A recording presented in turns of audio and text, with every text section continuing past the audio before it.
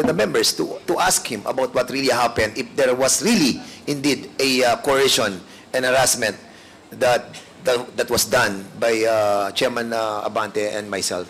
Thank you, Mr. Chairman. And with that, if we will be discussing our issue with Colonel Grijaldo already, this representation on I will be yielding my position as a chairman of this committee. Mr. Chair. Thank you, Congressman Fernandez. And also be subjected to the procedure of a resource person. If indeed we need to be subjected to the procedure being undertaken by this committee. Okay, that's noted, Congressman Mr. Chair. Fernandez. Before that, Congressman Adjong, let me ask if Congressman Paduano is already done with your Not yet, Mr. Chairman. This will be the last invitees. Just a matter of... With the indulgence of Congressman Paduano.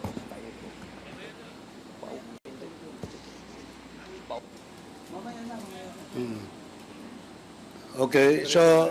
Can I proceed, Mr. Please Chairman? proceed. Thank you, Mr. Chairman. And last, but not the least, at last, we received a letter coming from the former President, Rodrigo Roa Duterte, the authority given to Attorney Delgra, no, as his counsel in this investigation, Mr. Chairman, just a while ago, no, and I think all the members, there's a copy of the letter coming from Attorney Delgra, no, with regards to the reply of the former president on the invitation of this committee, Mr. Chairman. So I give the floor to the chairman and to the wisdom of the members of this committee how we will go about with regards to the letter of Attorney Delgra representing the former president. And Comsec, may I ask, is Attorney Delgra present? Not today, sir.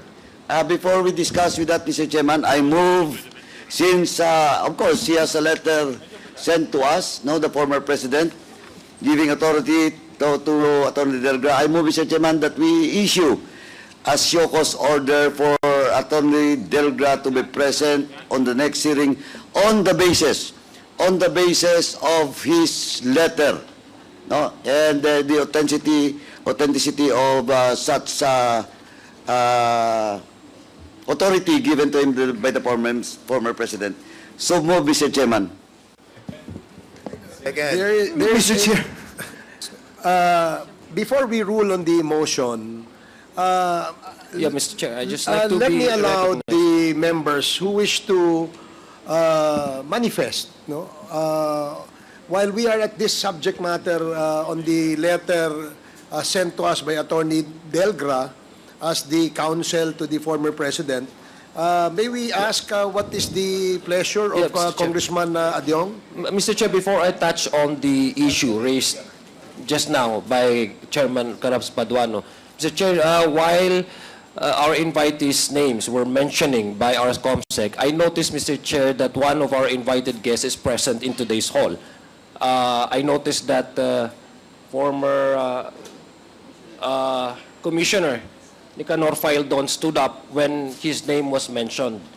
And just to be fair to our guests who are present today, may I humbly request, Mr. Chair, that our COMSEC assist our guest to his seat, because I believe I saw his name tag, nameplate on the table, so he will be seated properly at the table, Mr. Chair. So may I request former Commissioner Nicanor Faildon to proceed to the table to his assigned seat and direct our Secretary to please assist him.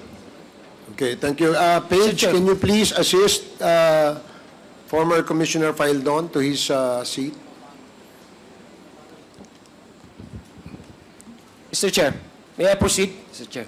On the matters of the letter of Delgra, Mr. Chair. Yes, please. Please proceed. Yeah, Mr. Chair, I believe, Mr. Chair, that the letter that was sent to this committee is about the reasons why the former president opted not to attend this committee hearing.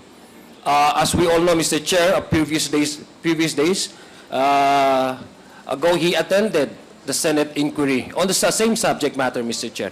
I would just like to be enlightened as to how do we go about with the standing invitation to our resource persons.